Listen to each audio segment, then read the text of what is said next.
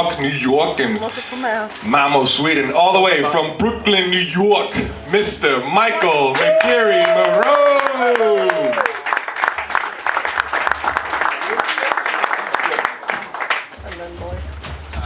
Hey everybody. Hey Mike. If you guys haven't noticed, I'm from Brooklyn. Brooklyn. And thank you, John Bull, for having me. I said that correct this time. I have a little piece of paper, I'll put that over there. I don't know if you guys ever seen Friends, like the show Friends on TV. Have you seen the show Friends from on TV? Okay. Now, Brooklyn is not like that.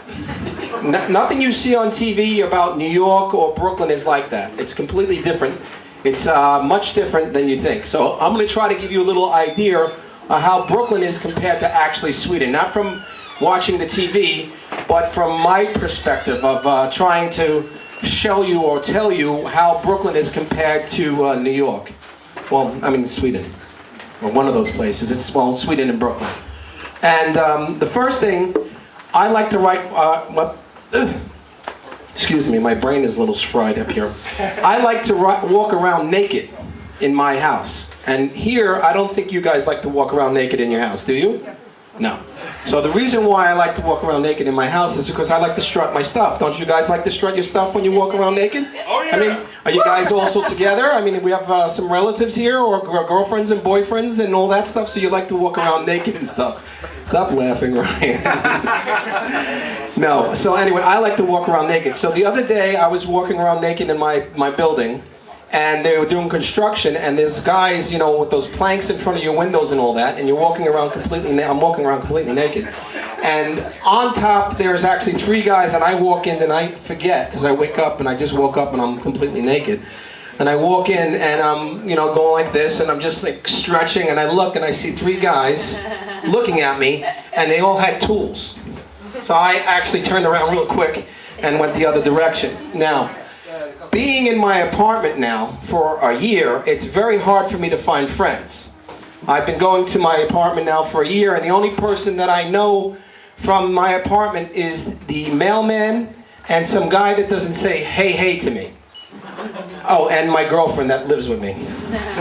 So that's pretty cool. But the other day, I decided that I needed to get people together and be more friendlier when they were in my apartment building, because no one says hello here. It seems like everyone's like, walks into the apartment and just beeline. If, oh shit, the guy's out in the hallway, I'll wait till he leaves, and then I'll go, you know, I'll run out, and then hopefully they won't see me, so I don't have to say hello or that, like that. So I started this thing in my building.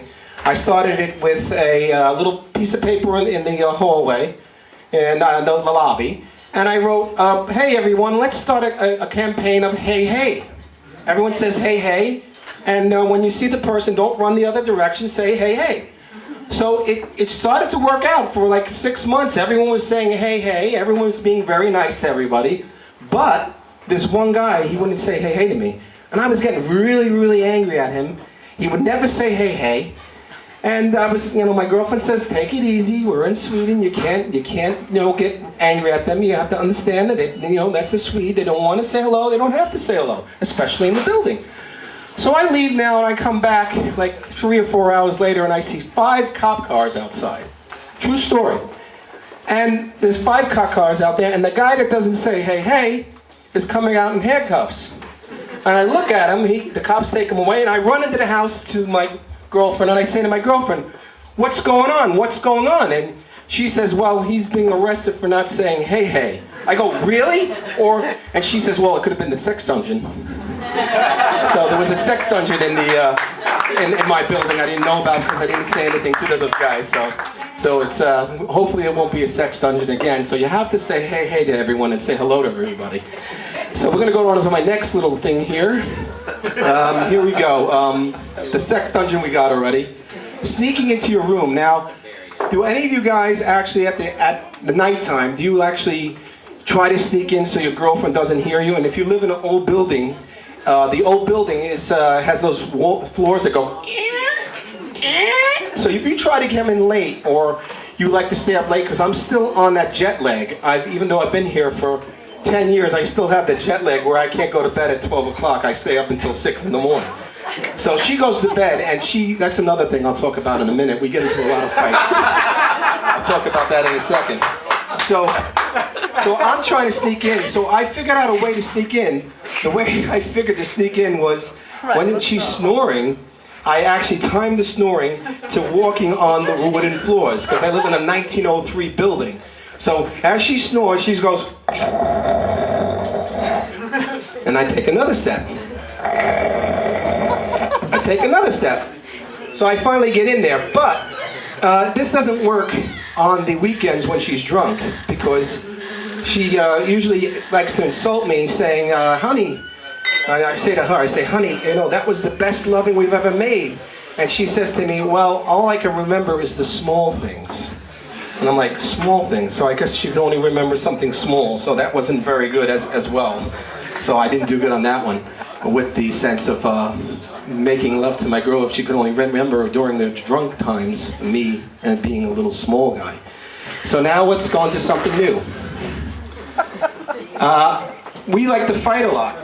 Now, the question to you guys is, if you like to fight a lot with your wife, and you've been together for a while, what's the next step in a relationship? So we took a test, and it came back positive, and we got ourselves a dog.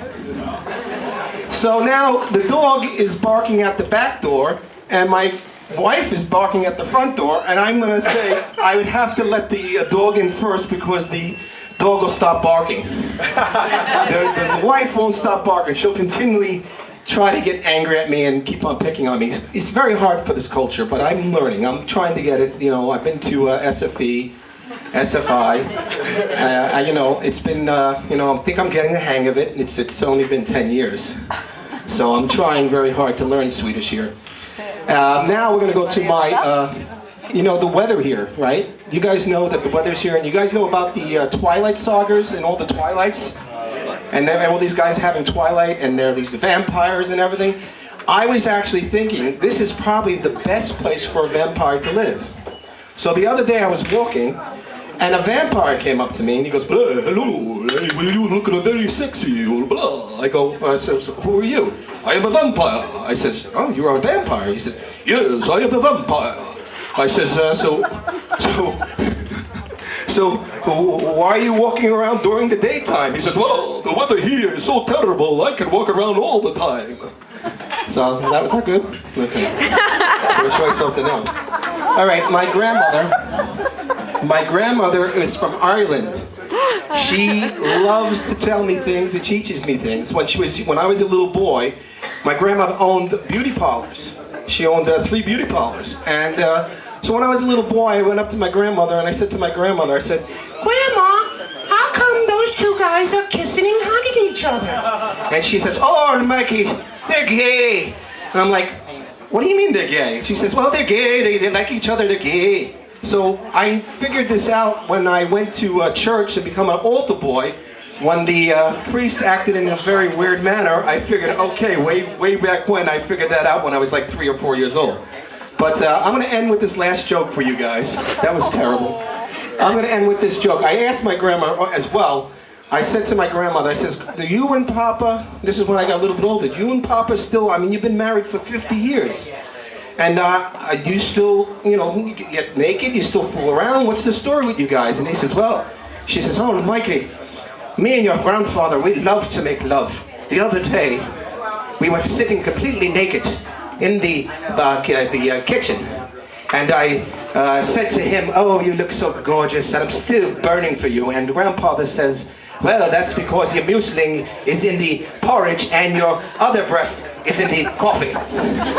Anyway, thank you very much. Have a great evening. I'm Mike Barone. Thank you. John Bull. All right, Michael, give him a round, another round of applause. You have another comedian.